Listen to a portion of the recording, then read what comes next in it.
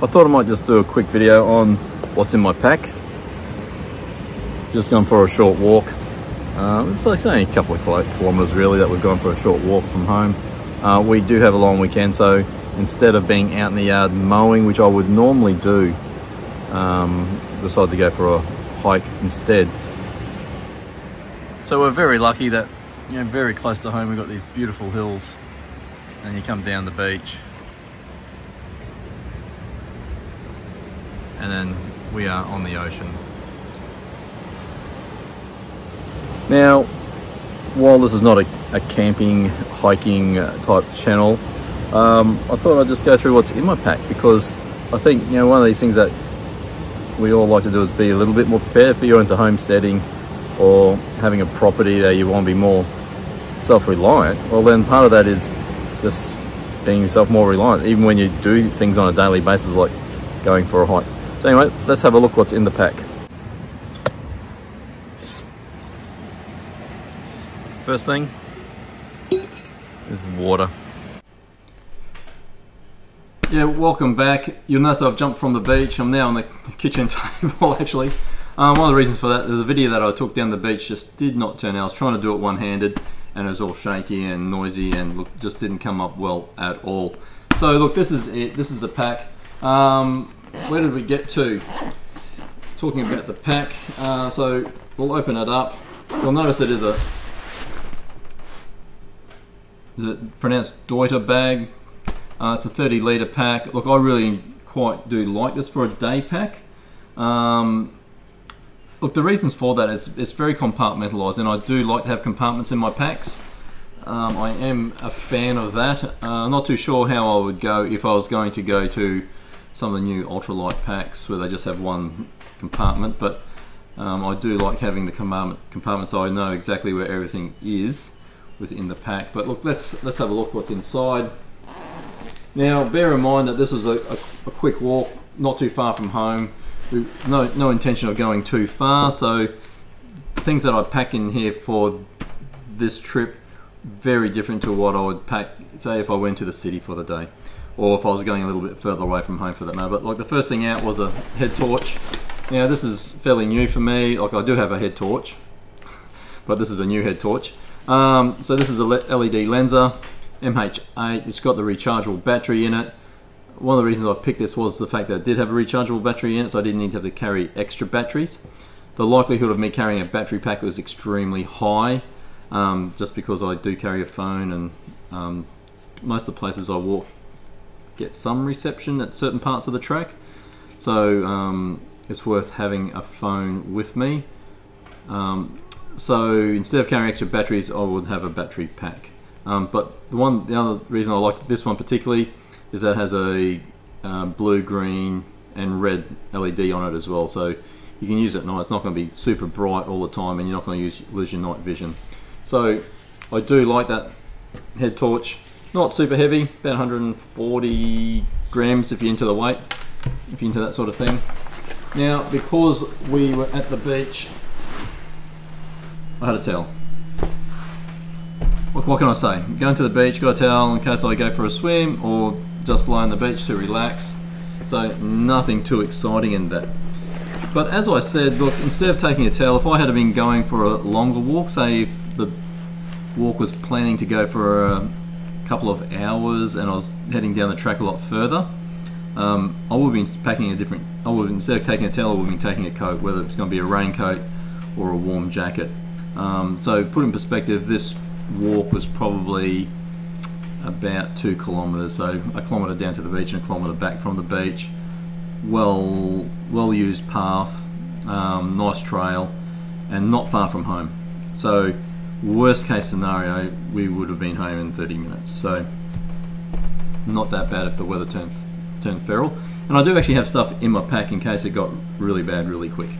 But also in my pack, I always carry my little everyday carry kit. Now, you've seen this on another video that I've put here before, as pops out my Leatherman Super Tool.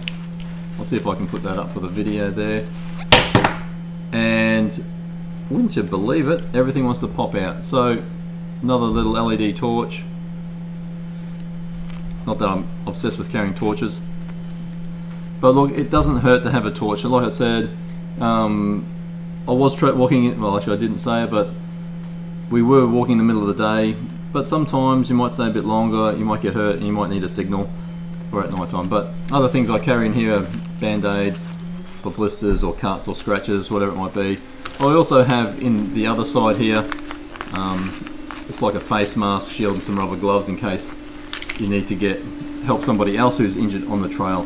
And interestingly enough, quite often that has been the case. Whenever I've had to use my first aid kit, short of the odd band-aid for blisters and a scratch here or there, the bigger parts of the first aid kit have been used to help other people that haven't got first aid kits on them. So carry that with us. I just throw that in the pack. Well, that's got a bit of weight to it, but it's a nice little kit to have. Now, I guess a big part of that weight would be the super tool, but it's just a really, because it is a multi-tool, it's very handy whether you're going to be screwdriver supplies. And be surprised the number of times that has actually come in handy when I've been travelling around. So that's pretty much the inside of the main pack. Oh, here we go. Also carry a beanie. Look, that's just a very lightweight polypropylene beanie. That just stays in the bag, so I always know I can put something warm on my head.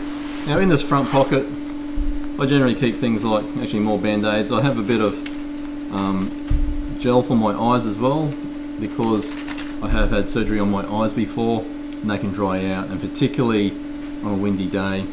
But it doesn't hurt to have a bit of gel, which I find works better for me than just saline eye drops. So that's pretty much in that pocket. But what I do like in this pocket is this little carabiner clip, which I can put my car keys on, and they just sit in that top pocket and they don't fall out, which is nice. Now the next part is this pocket down the below. Like I said, I do like to have a pack that's compartmentalized.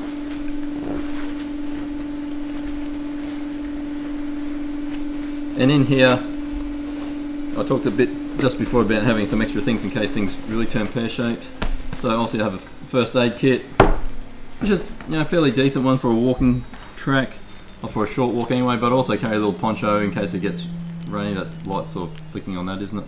But look, that's nothing super expensive. It's just basically a light cover to keep you dry if you really need it. But in the first aid kit, first up, you'll notice some serious bandages there, like snake bite bandages.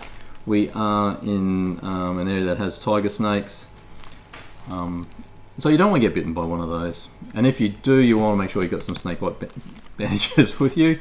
And it has been snake season, so probably just starting to slow down a little bit now with the weather just cooling off a little bit.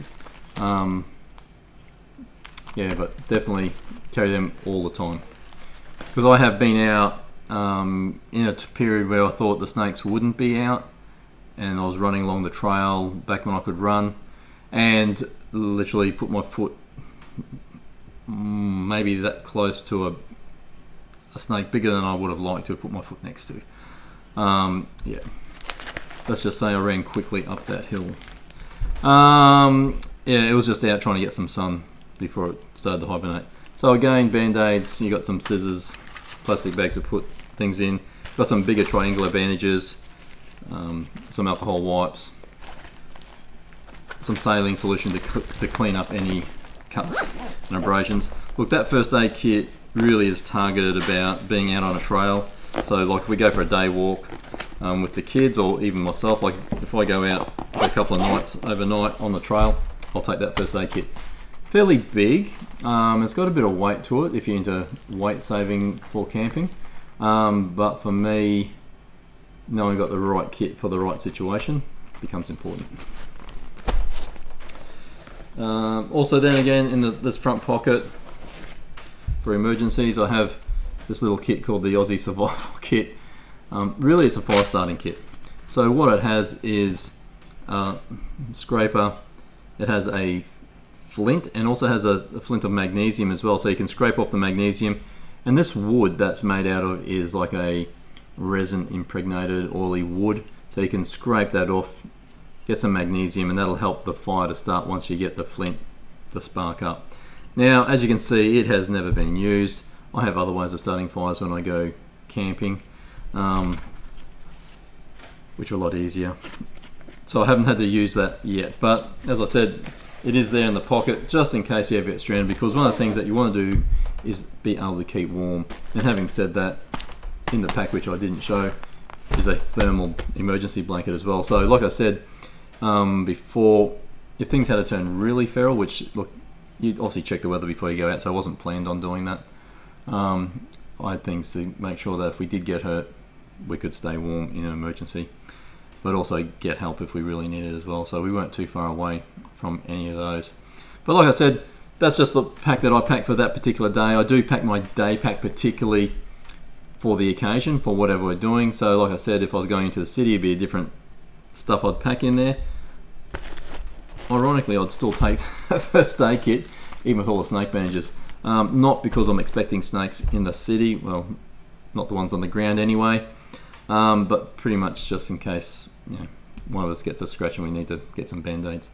I could probably do that easier by just taking that, I guess, but normally it's there carrying coats and food, water, that type of stuff.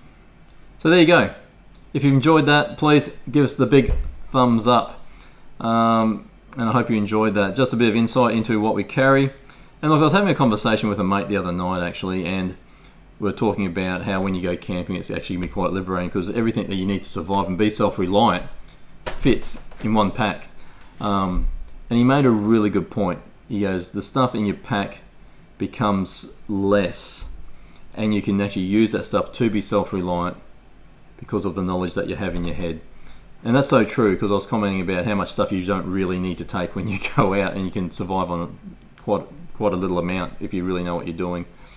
Except I hadn't really equated it to if you really know what you're doing part. Just there going, well, I don't need a real lot to survive. And I think that's the same for anything that we do when we start talking about having a homestead, being self-reliant, is that the more we increase our knowledge, the easier it becomes, the more things that we can do to be self-reliant. So I'd encourage you, if you're going to go out for a hike, just learn a bit about it. There's plenty of information out there on YouTube.